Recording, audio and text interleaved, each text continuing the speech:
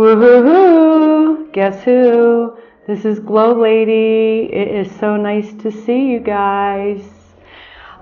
We have plenty of people that are here today, and I'm getting an echo in here. Jeffrey is in the control room. Jeffrey DiCristofaro. He's been helping me a whole lot lately on different things here and there, and Richard Schulman, Camelot. I did not get a chance to get in there and get anything up.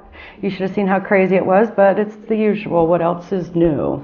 County Commissioners meeting. We went to the County Commissioners meeting this past week, and it was very, very interesting to say the least. And no, it is not going to be the last time. You see, we have our candles burning, and you can understand what those candles mean. GLoLady's back. Okay, you know, it's like, why don't we cut the funding on war? You know, why do we have war? You know, I mean, we keep cutting education instead of the war, and it's like, the war on what? The war on drugs? And that's what we're going through right now. Jeffrey, you might want to check the sound, put the headphones on, and they might need to go down just slightly. Yeah, check the soundboard in there. Yi Chang's, hey man, we love ya. We know you're still on vacation, and I hope that you're going to be back next week. So Jeffrey DiCristofaro is in the control room handling it all. You know how hard it was for me to give up control. Okay, we do have to crumble to rebuild. So, considering that, and we see all the crumbling going on, that's what we have to do. Hey, man, I'm not hearing myself talk. Can you still hear me over the air? Okay, bottom button needs to be pushed on in order to go over the air. As long as the bottom button on the soundboard is pushed in, it will go over the air. Cool? Yeah. 4. All the way on the bottom. They were pushed in, so unless you put them up, it's... We have fun around here, can you tell? Okay, faith not fear. How are you going to see it? One person can make a difference. The circle. From last week, he's also on the show with us today. We went to the circle to educate people, and we have some footage that we're going to be showing at a later date, not right now in time. And then we wonder about the criminal justice, you know, the profit of the disease and decay in society. How long, how far are we going to let it go? So Sunday, the circle over on Haywood Road in West Asheville. Well, it's West Asheville because you're going across the river, so I guess that's West Asheville. But where we were at last week, that's where we're going to be. I'm going to be there reading cards, and I look forward to that. So, something that was going on today, the House votes to bar Planned Parenthood from federal funding. I stand with Planned Parenthood. I stand with that's a tongue twister. I stand with Planned Parenthood. And if you don't stand up with Planned Parenthood, then you know what that means. That means that we're going to have a whole lot of little kids running around, and that's where I first started. You know, come on, man. If it's a good thing, why mess it up? You know, I mean, that's kind of why we're here today. And go ahead, Jeffrey. You can bring it in on camera 1. And you know what, Jeffrey? Can you come and fix this camera better, because I you know me. Wait a minute. I get a better idea. Switch to camera 3, please. And I am going to let my my trusty co-host. He's filling in for Shannon, yeah, camera 3. There we go. Dr. Milton Bird, take it away. Well, thank you very much, Lisa. GLoLady, I should say.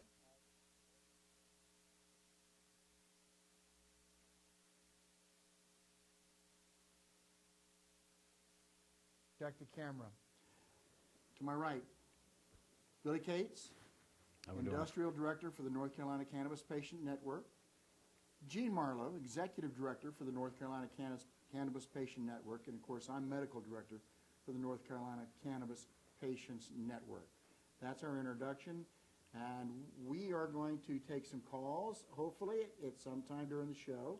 We want to talk a little bit about what's going on with the legislative actions that are being initiated in Raleigh for medical marijuana. And at this point, I'd like to ask Gene to go ahead and make some comments. we're very excited about this bill. We hope that it's going to pass this year. The bill will be introduced, and what happens with the bill? That once the bill is introduced and brought into the General Assembly, it goes through drafting. They make sure that it's formatted properly. They make copies for all of the different legislators. And then after that, the bill goes to different committees. Normally, the bill is sent to appropriations, but since our bill doesn't take any money from the state to implement it, it's a revenue generator, it'll go straight into a different committee. It can go to Judicial Committee, it can go into the Health Committee, or it can go to Finance. And we feel that the bill's going to have bipartisan support. We're going to have support on both sides of the aisle. It will have 6 sponsors, a minimum of 6 sponsors when it's introduced. And since North Carolina has one of the largest populations of veterans, and the VA, one of the federal organizations, has recognized last summer, they recognized that cannabis is a medicine. They've understood cannabis therapies, and they changed the VA directive to allow for its use. They won't let people take medicines away from veterans anymore in states where it's allowed. So we're hoping that that will help influence them, as well as the AMA, and also the Health and Human Services is now researching and reviewing the latest science from the Cannabis Therapeutics Conference that was in Rhode Island in April. And specifically for traumatic head injuries and PTSD, they're looking at those, as well as chronic pain. And with that science, Health and Human Services is getting ready to make a decision as far as the rescheduling petition nationwide, so doctors will be able to write prescriptions for cannabis. Thank you, Jean. To know one of the legislators has brought up the subject about PTSD and trying to get specific recognition in the state for best practice of prescription for cannabis for post-traumatic stress disorder. Yeah, that was a senator from Wisconsin. He actually asked that it be recognized as a full debilitating condition so that states that do not recognize psychological disorders for medical marijuana will be able to understand this is a debilitating condition, and that way they will be included. Thank you, Jean. That's quite a bit of information. I would like people to realize that if you really do have an understanding of medical cannabis as an appropriate choice of best practice and therapy for medical use, then you should reach out and communicate to your legislators that you are in position of support. Please contact them. We're also looking at the issue of economy with jobs, with economics of the income that it can represent for tax revenue in the state of North Carolina, with a $3.7 billion deficit right now, and we're looking at serious to significant drastic cuts at all levels of government, from the state all the way down to local, because we're hearing it at county commissioner meeting as well as the cities.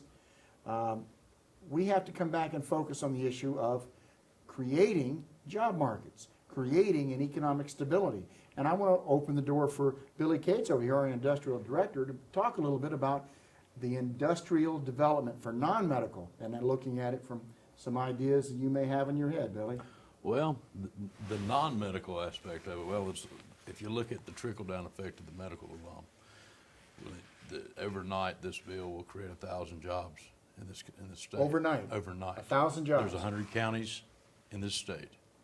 There's 10 people in each county. That's 1,000 jobs. That's just for caregivers and growers. Yeah. That's not counting the trickle-down effect that that'll have in the economy versus where they'll have to be buying nutrients, lights, soil, buckets, and the trickle-down effect. They're going to have to hire people to operate these stores and stuff. There's jobs just waiting with this bill. Well, one of my concerns, if I may be so bold on it, Billy, is the fact that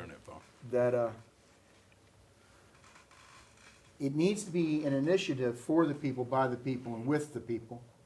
The aspect of creating an industry that is actually community-supported agriculture that actually creates a local sustainable economy.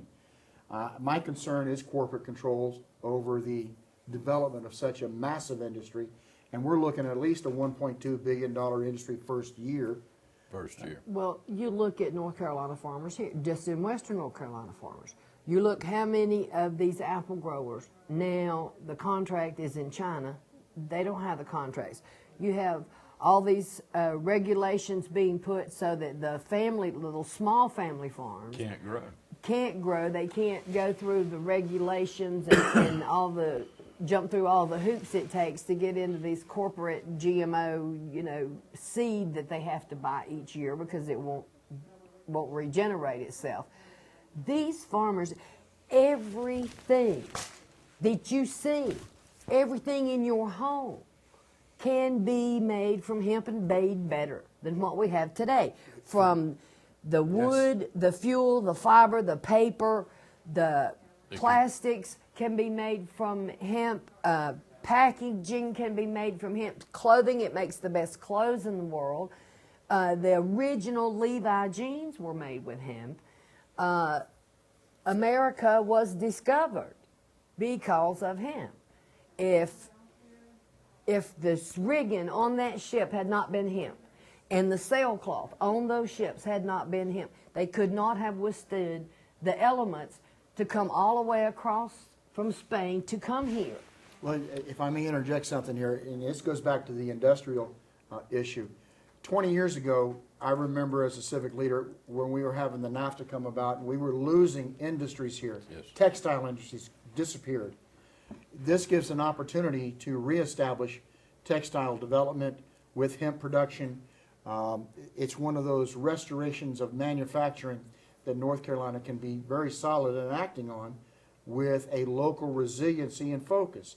And that comes back to the patient's rights, the human rights of having it available for the people, by the people, and with the people. Safe, legal access. Well said. And Safe, I'd legal like access. to reach out personally and speak to anyone who's in the medical community. If you could see the people who have bravely invited me into their homes, I have seen people on their deathbed who are living in abject fear that a cop's going to walk in the door. Right. Or that one of the housekeepers is going to tell on them.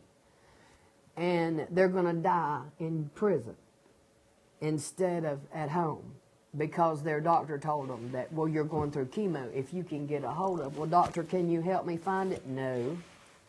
Right. Well, where do I get? I can't tell you that. Well, I can even reflect back to, I had an aunt back in 1966, and her son was a DEA agent. Mm-hmm. She had terminal cancer, and cannabis was one of the things that gave her a quality life. And I remember very much as a young man watching her Well, these endure. doctors need to understand and at least pick up the phone and ask their personal legislator to support this, because you don't want one of your patients laying in their home suffering, scared to death. I absolutely agree. You really don't want that. You know, these doctors don't want it. The nurses see it all the time. They have to deal with it. It should not be done. And if we don't call our legislators and tell them that we want this legislation, we've got people that our oldest patient is 99 years old. So they've been using it that long? No, it's just that he realized as he got older. Because if he was That- 99, then he would have been Able to use it able legally. to use it when he was younger. It Oh, would he not have been- remembers when it was legal, yes. But he never used it at that time, or you don't know. Well, he was young, and he says his mother took the Lydia Pinkham's the pink pills for ladies' ills, and that it had cannabis in it because it was wrote right on the package. He Right. remembers it. Right. And he remembers it being in a lot of medicines, and he remembers, I mean, he knows it's illegal.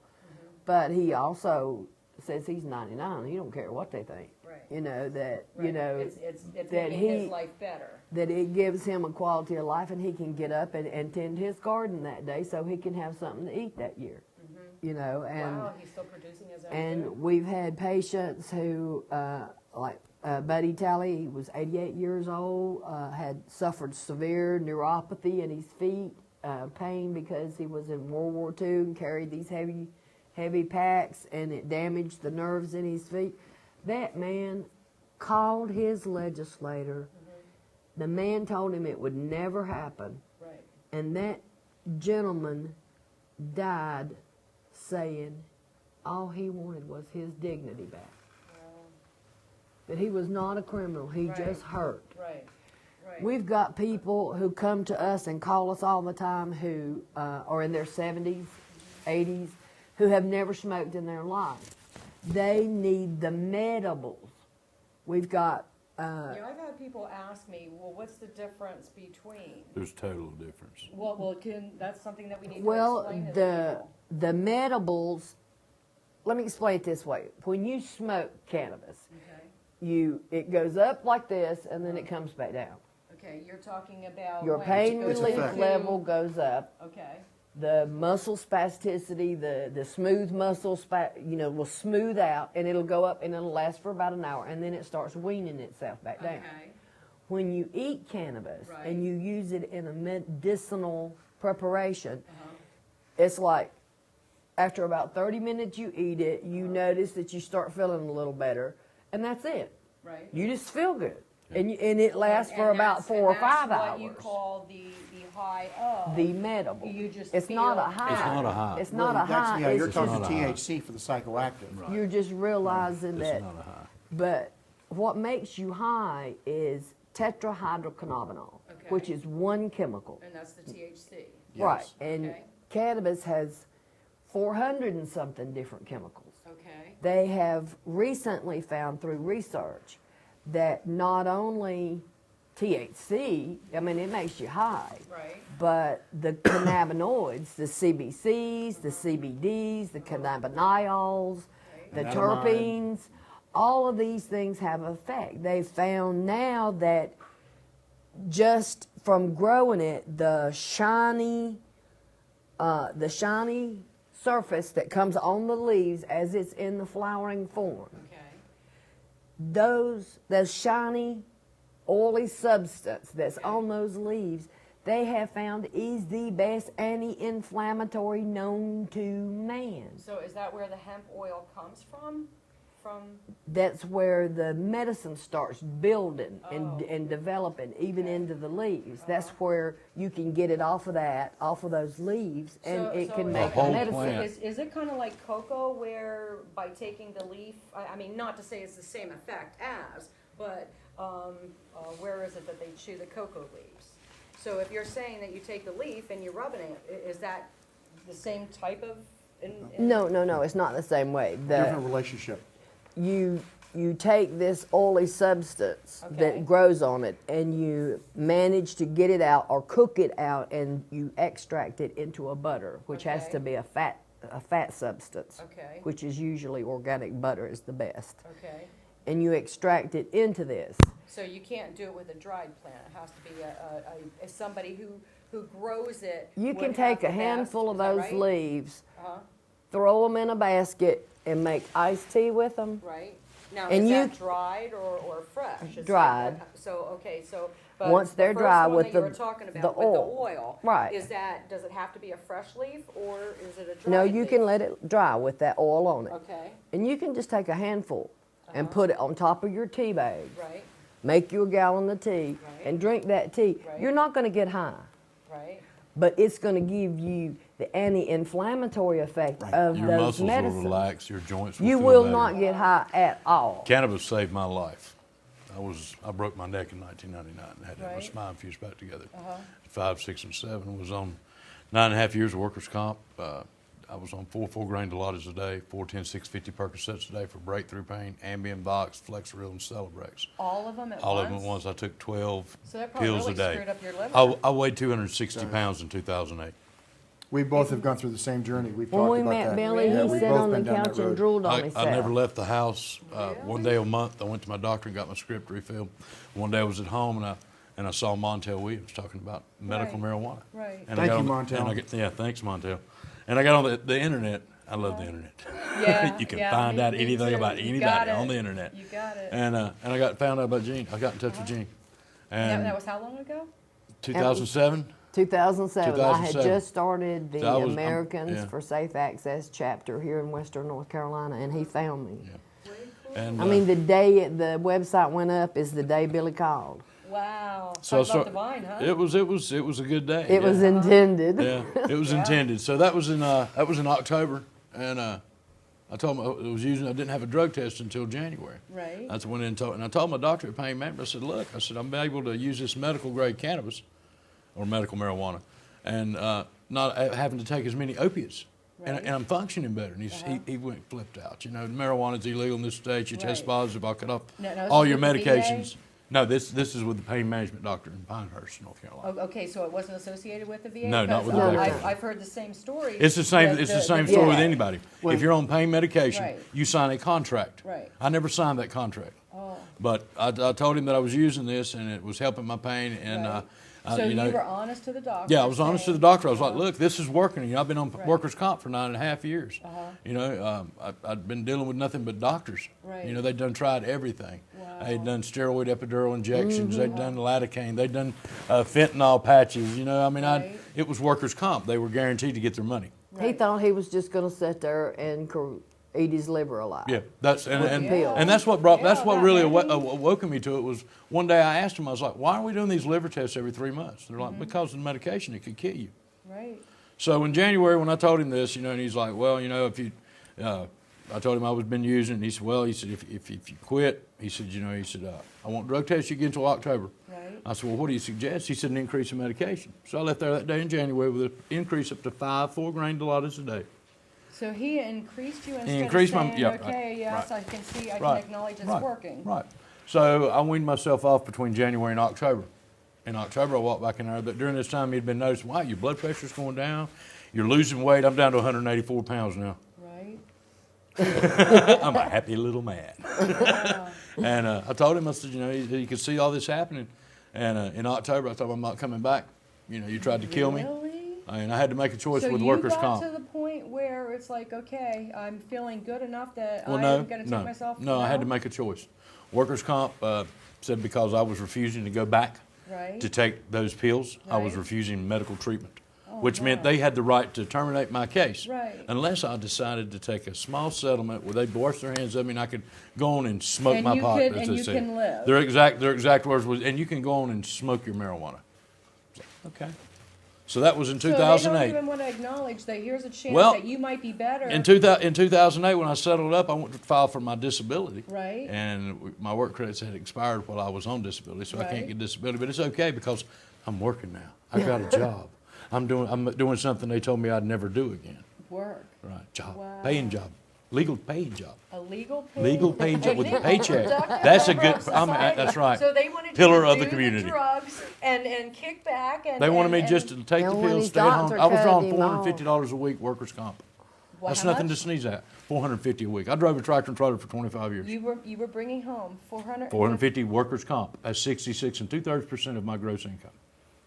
So it was. I mean, it was 9.5 years. They couldn't find me a job. They kept saying, "No, there's nothing you can do." Right. Well, let me add some scientific stuff to the back end, because as a physician, and Okay. having gone the same road, I went up to 318 pounds and doing those opioids for pain management and all that, and it was destroying my life too. Through looking at the scientific research and data out there for the last 20 years, it's not just this past 2 years, it's 20 years of research out there to look at. I'd like to quote Dr. Sunil Agarwal, who presented to the World Pain Congress back in August 2010, that his research has demonstrated to the University of Washington that cannabis for neuropathic pain, which is the scenario we're talking about here, is 10 times more effective than any pain medication that is being prescribed. Now, we see clearly this is not best practice because those medications have extreme side effects, detrimental to the point of death, and it's well documented in people dying from those prescriptions. Cannabis is demonstrated to be so much more effective with almost no side effects in comparison. It's not toxic, and that's where the real issue comes from those prescriptions. They create toxic side effects which literally break down the body to a point of death. The federal government had to come up with, the Department of Justice had to come up with a toxicity level for cannabis. Right. An LDL, a lethal dose Okay. level. So they commissioned Harvard Medical University to do this study. Okay. And Harvard Medical said there's no such thing as an overdose level. We can't find one. Oh, really? So there's no... And they go, well, okay, well, you have to give us a toxicity level. Right. And they go, okay. So they do it. And the Harvard Medical and the Department of Justice says to get a toxic dose of cannabis, you have to smoke 1,500 pounds in 15 minutes. And I have tried for years, Well, and I it's thought not that was possible. 24 hours. It's 15 In minutes? 15 Yeah, I thought it was minutes, 24 hours. 15, 1,500 pounds in 15 minutes. And the clear And point's it impossible. might make you sick. Let me see. How many drinks can I drink? How many drinks did I used to drink in 15 minutes, and where did it take me? But now just think how many people we've got calling us on a regular basis. I mean, full-grown men calling me in tears going, Miss Marlowe, please, can't y'all make them pass this bill? My pain management doctor won't let me off this medicine. He won't let me use cannabis. This stuff's killing my liver. I can't control myself no more. You know, my stomach hurts, my head hurts. These pills are killing me. What can we do? And you just don't know what to tell them. All we know to tell them is that everybody out there who has a heart, everybody who would say, if that was the person on this planet that I love more than I love myself, and the doctor said they needed cannabis for medicine, would I go get it for them? And you tell yourself yes, then you get off yourself and pick up the phone and call your legislator and say, please do this because people out here need it. Yeah, we got to be careful about telling that's like, we can't tell our audience to do anything. Oh, we can't tell them to call. No. Well, there's Well, one we thing can I can ask them, say please to call. tell. Okay. All right, Mel. I'm telling medical physicians to get in contact with me. If you want to be educated Oh, yeah, you can do that. on the state, Yeah. the state of Well, best practice. To get a hold of Mel. Yes, I mean, as medical usually it's director like and to get a hold of physician. me, but since he's going to be like a producer too, you know, we can, yeah. Yes. Well, the Yeah. point here is that medical professionals need to be caught up to speed that this really is the next step in best practice. And physicians understand what that means. That means best practice for patient care. Well, another thing, the doctor who discovered the cannabinoid receptor in the brain was a doctor from North Carolina, Dr. Allen Hallett at Wake Forest University. If this law passes, every university in this state will have access to high-quality organic medicine that they can run tests on. Wow. They can pick it up at any dispensary. Well, where do they get Now it? they can't get it without jumping through all kind of hoops. They have to go to the University of Mississippi and get it, and there's very limited studies they allow to be done with it. Okay, now, who did the studies that the government has in order to get a patent on it? Oh, that was done by Dr. Raphael Meshulam in Israel Oh, at in the Hebrew Israel. at the Well, wait a minute. Hebrew How University did our government get a patent on it then? because he works for us. He works. He works for us. but He he's works over- for the federal But government. he I mean, lives he's in doing Israel? well. Yes. Well, there's Well, international well, research going on. This Yeah, but doctor. it's like, This is why the is same it, doctor. Is it hidden or something? This is the same doctor who isolated the THC, Right. tetrahydrocannabinol, back in the 60s. Right. His name was Raphael Meshulam. He's been very interested in cannabis Okay. medicines. So they're going And out of the he's country to get interest- research. And he's interested in brain damage Okay. research. And Okay. the reason that Dr. Meshulam came to the Cannabis Therapeutics Conference and talked about this was he was just so overwhelmed about this one case, and he said that the federal government had agreed to release his research, and they didn't. And he said, they're funding me. They know exactly what I'm doing. He says, don't let your government tell you they do not know this is medicine. They're funding my research. So he started stepping out and saying, hey, this is, and Because he cares about the what people. his research Right, and the fact right. that it can, I mean, he personally saw this thing. He used a pure cannabis extract with a person who had been damaged with a severe brain injury, head injury. Right. And he said this patient suffered no ill effects whatsoever. Right. And he was so amazed by how this could benefit people in traumatic head injury situations that's why he released it, because he is compassionate. He's a caring doctor. And the doctors in North Carolina need to be able to find out all these other research about the cannabinoids, the cannabinoid system, the endocannabinoids. Our body has a cannabinoid system. We make our own cannabinoids. So it's not unusual or surprising at all that human beings want cannabis, because I'm trying to figure out who's... came from over there. Yeah, no, well, yeah, we hear a speaker, but it's one you're of the... giving yourself It's one of the mics that's feedback. And Whose is on the floor? Somebody's box is on the floor. Okay, we have a mystery sound. Well, let me interject something here. There are various patents the federal government has, but the one I really find interesting was done October 7th, 2003 by the federal government, where the patent on cannabinoids and cannabis is for antioxidant and neuroprotectants. Now that's clearly in the realm of nutrition and medicine. So we see this post-traumatic stress disorder, head injuries, neuropathic pain, any type of nerve damage pattern here, where the research is showing that cannabis therapy is very effective for managing those neurological conditions, and the antioxidant factors play a very large role in the endocrine system for energy balance. The current research showing of over 100 chemicals of cannabinoid chemicals that are impacting the metabolic balance in the human body. Much research is going on. There's over 1,500 articles of research out there right now that you can research straight over the internet. The point is, right now, not only the people, but our medical professionals, our legislators need to see this education. We need to have best practice. We need to have the resources focused for the people, by the people, with the people. And the industry itself of growing it. Well, and that's another thing. We've had law enforcement, sheriffs, actually call saying, can you give us some kind of educational material? Can you help us to understand this bill and how it's going to be implemented? Can you tell us what is a legitimate patient, what is not? Can you help us?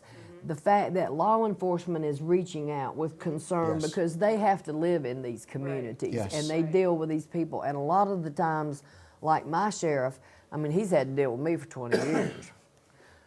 I mean, people go say, you know that Jean Marlowe, she smokes marijuana. He goes, well, yeah, she puts it in the paper regularly. It's... Well, I mean, and that's But what I talk about. It's like, it takes one to stand up to make a difference. I mean, you're willing to stand up and say, hey, Well, I have to. well, that's it. If you don't, who will? Well, not just that, but I was born with a rare liver disorder. If I do not smoke cannabis, my liver will not function normally. Yeah, no, I think it might be Jean's. We have one of the wires that wants to go wacky every now and then on the box. Oh. So that might be, yeah. I'd like to point two things out.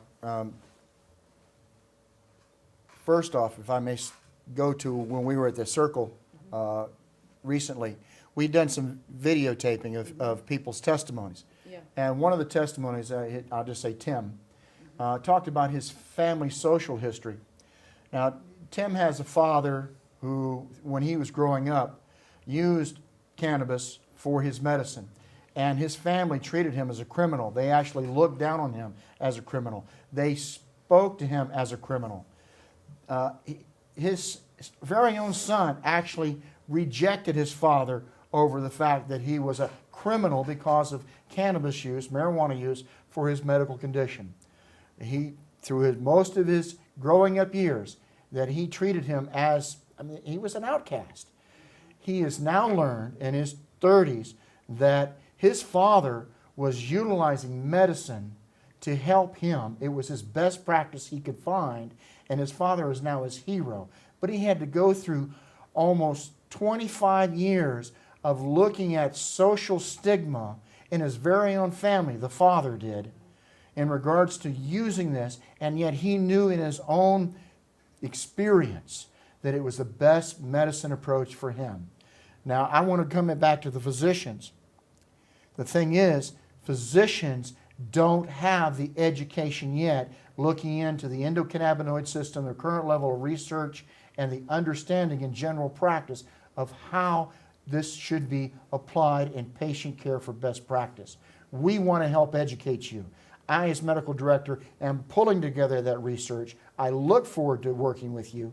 Please reach out to us. And there's online classes. The Patients Out of Time from the Cannabis Therapeutics Conference, along with the University of San Francisco. They have online classes for any medical professional. Oh, really? That they can. Okay, so that's just for the medical professionals, or Well, is it it's anybody who- $75. You can take the class. It may be more than that now, but it actually talks about illness-specific different medications. Right. It talks about risk. Oh, so it's actually telling the truth, It- and, yeah, and it the talks FDA about- didn't come down on it? No. Really?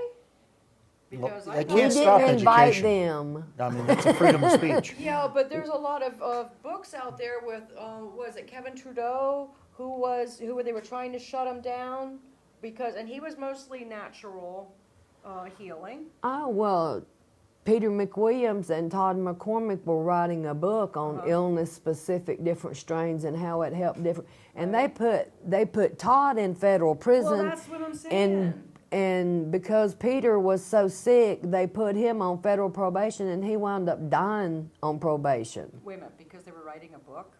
Yeah.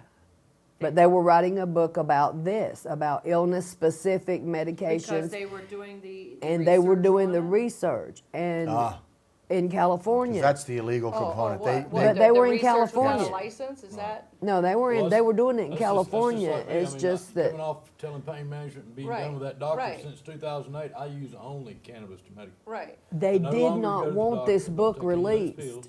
That's all I use is cannabis, and They can't didn't tell me want that it. didn't work. I Right. mean, I'm better. Right, but okay, I so still hurt. I so still doing the have- research on yourself, you can do Right. that. But weren't they just gathering the information? No, or were but they see- supplying the cannabis also? Well, they were supplying it. Also, they were growing Because it they and were using doing- it they as were part of the doing a- research. But it's right, okay in right. California. The Oh, thing of okay. it was the book was an illness-specific book. Right, right. And that's where it got into which strains are for which particular illnesses. And And they get for put some in reason, they prison. did not want that information released. Well, of And course not. they put Todd in federal Is prison. he still in prison? No, but he spent 5 years, He or spent right at 5 4 years in because federal he prison. wrote a book Because he that wrote a could book. help how many millions of people? Because I he mean, wrote a that's book. that's where the problem lies. When we have you know that only a Peter drug died. can cure a disease, and we have our government telling us that we have to do this, and with the health care and everything, people, if we don't stand up, you know, and don't say that you can't make a difference, because the one who doesn't make a difference is the one not willing to try. Well, So- you see, the problem has always been, Right.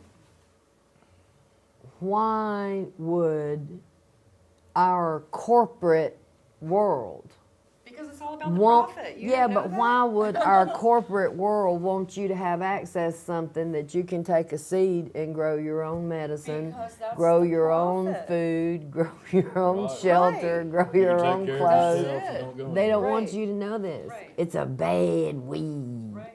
It's an evil demon weed. Don't you believe what them folks is telling you? It's a bad weed. Well, you're bringing out the example of the prohibition mindset that's been imprinted on our society for 80 plus years now. The realization, as a good example dealing with physicians, that the federal government tried to suppress physicians trying to have discussion and research on this, and physicians, the AMA, took it all the way to the Supreme Court. Federal government cannot tell medical professionals what is best practice. This is for their medical professional determination, Yeah, the not for the Supreme government. Court, yeah, that Yep. was in Conant versus the U.S. government. And the Supreme Court made a ruling that any doctor in any state has the right to discuss anything they want to in the privacy of the exam room. They can recommend, they can say they don't mind if they use, they will monitor their use, but they cannot prescribe it. But they can discuss it legally in any state because that lies under your rights of privacy and First Amendment's rights to free speech in the privacy of your exam room with your physician. Patient rights. And that's the Supreme Court made that ruling. So all doctors can discuss this. My doctor here in Asheville, went to court for me, called the warden at the prison where I was sent and blessed him out. I mean, that he did call the U.S. Marshal's office. He did everything. That you need to have. That I need this medicine. He told them, I don't know why it makes her liver work the way that it does. Right. But I do know. I have documented this through the Mayo Clinic. The only normal liver function test I can get from this woman is when she uses cannabis. And I personally think it is because of the microcapillary circulation that is involved in the liver. And the judge in the case, due to my doctor's credentials, ruled that he could testify in any federal court in the country as an expert witness in internal medicine. Right. So, you have some doctors who really understand this, and you have some doctors who have been told that it's not true. Right. I'd like to point something out for physicians. They now literally do have the right to do a letter of recommendation for the use of cannabis. That does not give prescription, but that is recognizing the patient's rights to such a medication. And any physician in the United States can do a letter of recommendations. One of the things we need to look at is creating the medical defense, the justification of patient rights, human rights, for appropriateness of best practice in medication. Yeah, my recommendation in North Carolina also says if it was legal for him to do so, he would have prescribed it for me. But since it's not, he is recommending I continue to use it. So he can't. Now there is some medical cannabis that are grown by the government, correct? Yes, And that's for 4 people. for where? 4 people and researchers. 4 people. And Oh, 4 people? They were. It 4 was up to people. 13 at one time, There's 4 of them left now. but there's only 4 left. That are allowed And they to started it. legally. And Yes. now that marijuana is grown at the University of Mississippi Right. at a private location. Okay. They have private truckers who pack it up, Wait a minute. 4 people, and you're talking how much? and it's trucked much did to Raleigh. In a No. truck. Yes, A tractor at a trailer tractor truck. trailer sends it, and For 4 people. It goes to Research Triangle Sounds Park like a in joke to you Raleigh. or what? Under federal When it interstate gets commerce. there- No. It They is- escort it? That's the You'll raw never- the you'd raw never know it stuff. was them. When it gets there, Really? it is ground up, it is rolled, Uh-huh. it is packaged, and then it is freeze dried. And then what do they do with it? And then they put it in these great big, they're about this big around, Tins. tin cans. It looks Okay. like the big old Christmas cookie tins. Right. It's like this. And those 4 people, Uh-huh. for free, Right. for medicine, Right. from the state of North Carolina, Right. is shipped 300 marijuana cigarettes every single month for That's medicine. 10 a day. Holy mother! Well, what do they sit there? Stoned, Well, as they call it?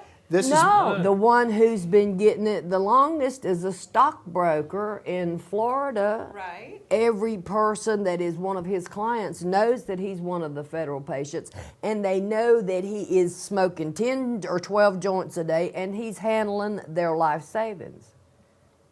And they trust him. They're happy, good, just happy campers. That's just like when Because I was on all those. He has that's no what problem. he needs. He That's- needs in that's order just to like That's the I was only on way all he those can fields. function. Okay. I'd like to point out, Where you can't function, that's the bad part about all those narcotics. Okay. Pharmaceuticals is the side effects. Uh-huh. Some people have side effects, some people don't. Right. I mean, you watch any commercial, they tell you all about the side effects.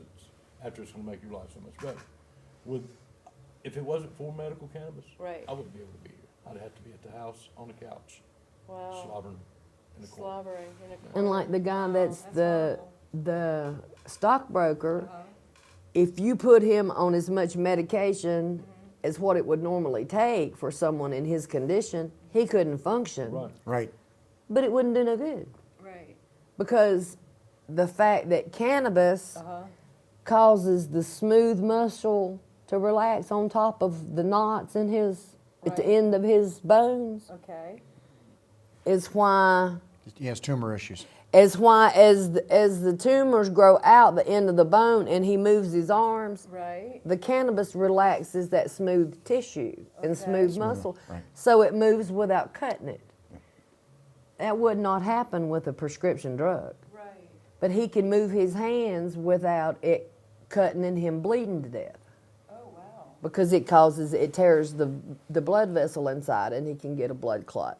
So, I mean, that sounds like an extreme case that it's helping, and it's like with you being that that's the only thing that they have found to help you, why can't you get medical cannabis? Well, because in 1991, when George Bush Sr. was president, Okay. he got ready to leave office. He was voted out in November, and between November and him leaving office in January, he closed the compassionate IND program to any new cannabis applicants. So that's why there's only 4 people left. Yes. So Yes. we're I And wish they're Obama would've grandfathered addressed in. that. They can never Or stop something it. like that? They can never take it away from them. They're Right. grandfathered in, but they just live until they die. And then when those 4 die, they won't be Right. giving it to nobody else. See, Robert Randall's dead now. Right. Corinne Millett's dead now. But Elvie Masika's still alive. She gets it for glaucoma. Right. Barbara Douglas is alive. She gets it for MS. Okay. George McMahon gets it for nail patella syndrome, which is a severe syndrome. So all of them had different ailments. Yes, So and there is studies of their ailments and how, or it was just to give them a comfortable life. well, there's studies that have proven Right. that's why Robert Randall sued the government when, I mean, he was growing his own and Okay. they arrested him. He lived in Washington, D.C., and when they came and arrested they gave him, medical marijuana. well, that's because he sued them. He was just growing it because he knew it Okay, helped Okay, it him. wasn't one of the 4. I mean. He was the Not first the- no, one. he was He's the patient Number one. zero. That's how it started. Oh, that's He's from back in the 70s. He's the one that started it. I know we only have a couple minutes left, and I want to I'm put sorry. something out there in front of the camera. Man, yeah. The President of the United States has the authority to open that resource of investigation that got shut down by President Bush. I would encourage President Obama to take a look at reopening up that investigative route for patient application for cannabis. The federal government needs to step up to be for the people, by the people, with the people in this action. Please, Americans, share your voice with the federal government, the President of the United States, the Governor of North Carolina, and every physician you see. Thank you. Yeah, I hate to tell you, but now guess what? My mic is now on, and I've got to go back in the control room so I can catch Kelly. So now that my mic is on and you can hear what all I said, but you know me, I have a big mouth, and I'm sure that you heard me anyhow. I'm going to let these 2 continue. Like I said, I'm going to go in the control room and get ready for Kelly's phone call. I thank you guys very much, and I know that we're not going to, it's not going to be the last that we see you. I look forward to co-producing with Mr. Melt here, or Dr. Melt here, a whole series so Yes. that we can really get in depth. Could I announce it? Yeah, because I'm going to shut my mouth. See you guys. We love you. Catch you next week. We're looking to start an education series called The Sustainable Resolution, Cannabis and Hemp. This TV series will be a medical look at cannabis therapy, its sustainability, and the idea of the resolution is about the due process of legal. Any public citizen can go in front of an elected body and propose a resolution. I am doing that right now with the town of Fletcher. I look to be doing that with the Buncombe County Commissioners next month. And we've already done that with the Land of Sky Regional Council, which they refused to take a vote on because they did not get a second for the sponsor. We did have one motion, but it was not carried. The reason there? Fear, lack of information, lack of understanding. We are reaching out to you to do that, to give you the understanding, to work with it. So we're going to create this TV series. We're going to bring people on. We're going to discuss this with the public. So we will encourage you to call us in. We will provide scientific research data, everything from physician to the patient who has depression. And I wanted to say one thing on the way in today to the studio. I got a call from one of our members. They were just calling to say hello and wish me luck, and I promised to give them a big wave. So, hello, all our members, get on the phone, call your legislators. No, she didn't just give a call to action. Yes, she did. No, it just sounded like it. Well, yeah, because we can't Be do those things on responsible public for TV. yourselves, people. That's how we can, be responsible, people. If you want things to change, there's things that you got to do to change it. So, no call to action. We ain't Okay. calling stupid or smart. How about educate, inform, and share? Thank you. And Okay. communicate. Communicate. Key number one, communicate. I really do believe this is the time and opportunity for Americans to reclaim their empowerment through their voice, as well as the process where we can all learn and build a better economy and ecology.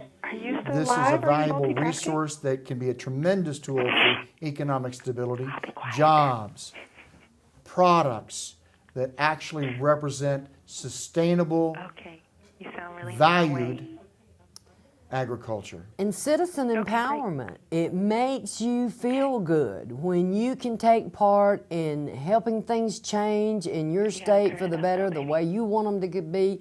It can make you feel good. So do what you have to do, learn what you have to learn, get the information you need, and let's get this done. Together we can do this. So how are we doing on time there, Lisa? Have you got your call in yet?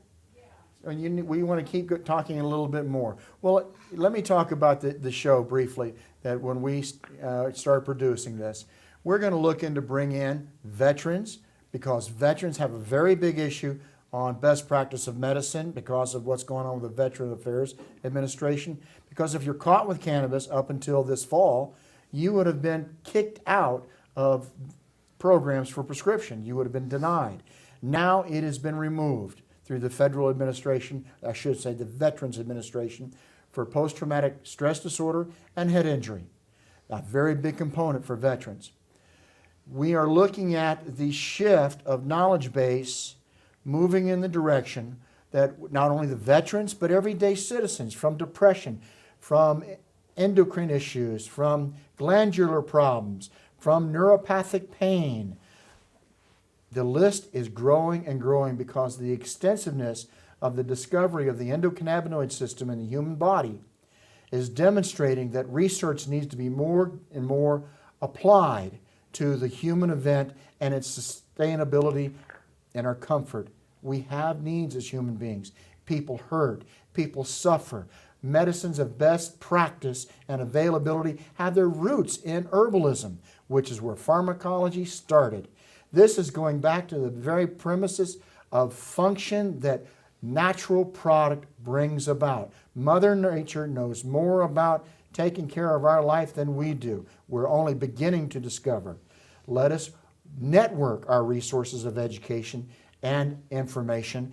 Let's begin communicating about that at a level which can reform the healthcare system, bring it to a sustainable cost effectiveness, not an overwhelming expense that is destroying us. I think that in this Asheville area, it's really going to take off because you've already got so much integrative medicine. You've got Yes. organics going on. Yes. Even people who have visited from the East go, oh my gosh, there's more organics in the stores out here. There are more organic grocery stores than we have in the eastern part of the state. So we know that it's ripe for natural foods, natural products, natural medicines. This area is ripe for it. And we want the citizens to just take part in making it part of their regular lives and helping bring this industry into the state. Think how many women who have always made cookies and cakes who could utilize, that we could utilize, and they could make them for these different medibles, to be, you know, trained how to do it, to be put in the schools and learn how to make these things, and then they can make medicines for people. That's the way it used to be. The farmers, you'd go get your butter and your milk and your eggs right down the street from the farmer. Down Local the street, resiliency, you it's knew called. 'em. You know where to go and buy your tomatoes and how they grow their garden. Well, I'd like to point out the green economy that's being discussed a lot right now, local resiliency, comes out of an initiative called the Transition Movement. There's over 5,000 communities in the United States that are looking at what's called transitional planning. There was a book written by Rob Hopkins out of England called The Transition Handbook about how to go from oil dependency, which we are past peak oil, into local resiliency by developing local economies that are sustainable. This is a very big tool, cannabis and hemp, that can help create that type of transition. There's a lot more to it than that, but we'll be talking about those things in this program called the Sustainable Resolution. We will be opening the door to look at how we can understand sustainable economy, understand medical practice that is integrated with holistic medicine. Thank you very much. We've done a good show. We have got a lot to do here, and we're wrapping up here. And I see Lisa waving her hands in the control room, and we have got coming to a closure here. I want to thank you, everybody. It's been a real pleasure and honor, and look forward to seeing you soon. This is Dr. Mill. This is Gene Marlowe. This is Billy Cates. We want to thank you for the opportunity to speak with you. Blessings to you, and may it all work out from here. Bye.